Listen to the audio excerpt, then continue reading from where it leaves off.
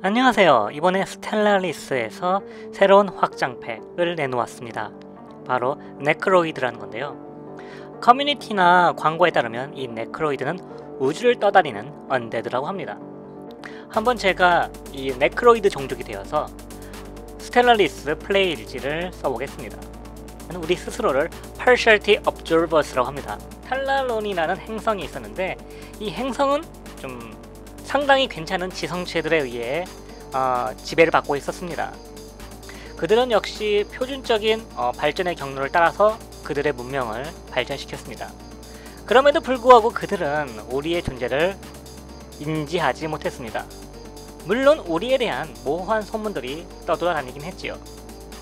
그런데 기술의 진보가 아주 빨라지면서 우리 역시 이 탈라론 성계에 사는 이 선주민들의 사회에 침투하는 속도도 아주 빨라졌습니다. 그리고 그 선주민들이 파국을 맞았을 때 우리는 가차없이 이 탈로란 성계를 접수했습니다. 그리고 마침내 우리는 우주도의 항법의 비밀을 발견했습니다. 이제 우리는 저 별들의 바다를 향해 확장해 나갈 것입니다. 우리 파샬티아는 한 가지 특징이 있습니다.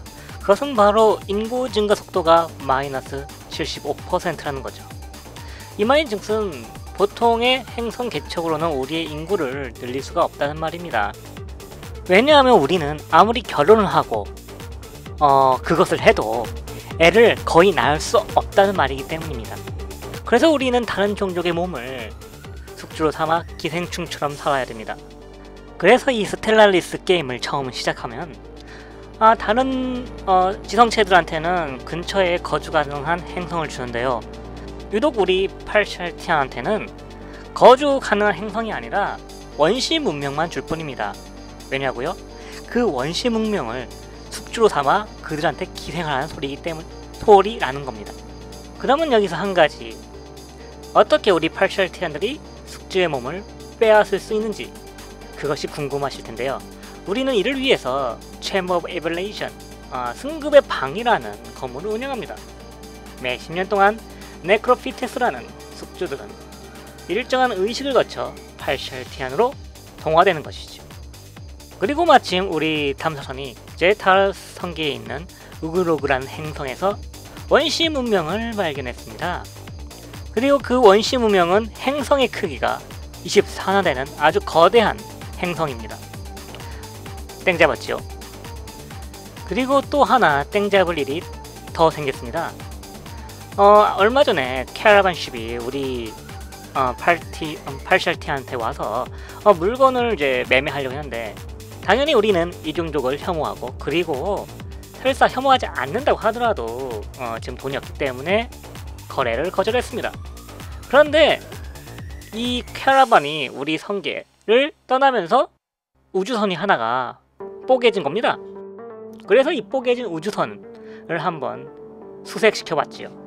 그랬더니 미지의 외계 기술을 하나 발견했고, 그것의 정체는 바로 스타홀드였습니다. 항성기지를 스타홀드로 업그레이드하면 이 종족과의 전투에서 매우 요긴할 것입니다. 우리는 이 종족과의 전투가 운명입니다. 왜냐하면 이 종족을 숙주로 삼으려면 그들을 정복해야 하기 때문이죠. 그래서 그들보다 업그레이드된 스타홀드로 업그레이드된 항성기지는 바로 승리의 발판이 될 것입니다. 이제 우리는 제타르 성계에 있는 우글로그 행성에 사는 그 원시 부족들을 장악해서 숙주로 삼을 것입니다. 그래서 이제 우리는 강습함과 육군을 준비해서 우글로그 행성을 정복할 것입니다. 파샬티안의 전사들이 강습정을 타고 우글로그 행성으로 날아가고 있습니다. 우글로그 행성의 원주민들의 기술은 고작 중세 후기에 불과합니다. 그리고 그들은 아예 육군조차 없었습니다.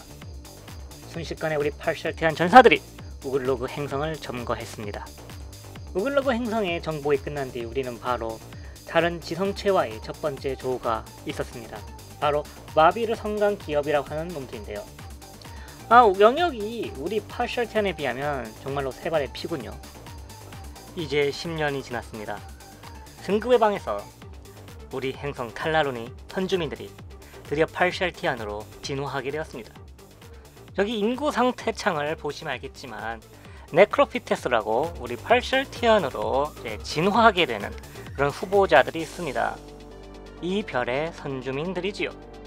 그리고 인구 상태창의 아래를 보시면 농부들이 있지요. 원래 이 농사는 노예들이 지었습니다. 바로 우리의 선주민들이지요. 그렇지만 그 선주민들이 10년 만에 한 번씩 찾아오는 의식을 치르고 우리 팔샬티안으로 동화되었습니다. 그러니까 한마디로 말하면 3.3년마다 우리 팔샬티안 종족이 생성되는 것입니다.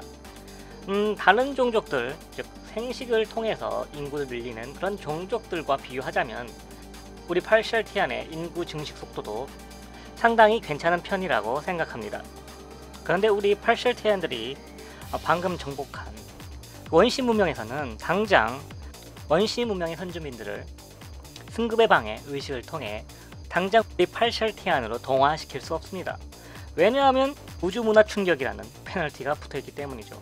아마도 이 중세시대의 기술밖에 갖고 있지 않은 그 우르로그의 선주민들이 우리 고등 기술을 가진 팔샬티안을 보고 놀래 자빠져서 뇌가 비벼지는 그런 사태가 벌어진 것이라고 게임상에서 설정을 해놓은 것 같습니다. 막 정복한 원시 문명에서 우리 팔샬티안들을 순풍순풍 생산할 수 있다면 이 역시 게임의 밸런스를 망치는 것이라고 아마 제작자들이 생각한 것 같습니다. 그래서 우주문화 충격이 가시길 때까지 10년 동안 우리 팔샬티안들은 승급의 방을 건설해서 원시 문명의 선주민들을 우리 팔샬티안으로 동화시킬 수 없습니다. 이제 새로운 팔샬티안들이 생겨났으니 이제 합금 공장을 새로 건설해서 농부로 썩고 있는 새로운 팔샬티안들을 합금 기술자로 고용할 예정입니다. 합금이 많아야 전투선을 많이 건설할 수 있고 이를 통해서 향후에 있을 전쟁에 대비할 수 있겠지요. 얼마 지나지 않아 두 번째 지성체 후르니 제국과 조우하게 되었습니다. 보시다시피 북쪽에 있는 바비르 성당 기업과 그리고 이번에 조우한 후르니 제국과의 영역과 우리 팔샬티안 동조자들의 영역과 비교해본다면 저 두 지성체들의 영역은 보잘것없이 작다는 것을 알 수 있습니다. 이렇게 된 까닭은 확장 전통에서 항성기지 건설 비용이 드는 영향력 비용을 10% 줄이는 전통을 찍었기 때문이라고 생각을 합니다. 우리 팔샬티안 동조자들이 항성기지를 짓는데 드는 영향력 비용은 고작 40도 되지 않습니다. 보통 다른 지성체들이 항성기지를 지을 때 적으면 60에서 많으면 100이 소모된다는 것을 고려해보면 이것은 획기적으로 적은 비용이라고 할 수 있습니다. 그래서 다른 두 제국들과 비교해서 아주 빠른 속도로 영역을 넓힐 수 있었던 것 같습니다. 그래서 제 생각에는 우리 팔샬티안 동조자들은 여러 전통들 가운데 확장 전통이 잘 어울리는 것 같습니다. 이제 우리는 건설선을 재빠르게 즈하프 성계로 보내서 항성기지를 지으려고 합니다. 즈하프 성계는 후르니 제국의 바로 남쪽에 있는 성계로 이곳을 우리가 먼저 차지하면 후르니 제국이 남쪽으로 진출하는 것을 막을 수 있고 또한 우리도 보다 큰 영역을 차지할 수 있게 되기 때문입니다. 그렇다면 우리 팔샬티안 동조자들이 과연 후르니 제국이 즈하프 성계를 차지하기 전에 이곳을 먼저 점령할 수 있을까요? 저도 궁금해집니다. 우리 팔샬티안 동조자들이 즈하프 성계를 점령할 수 있을지 여부는 아마도 다음 영상에서 보여드릴 수 있을 것 같습니다.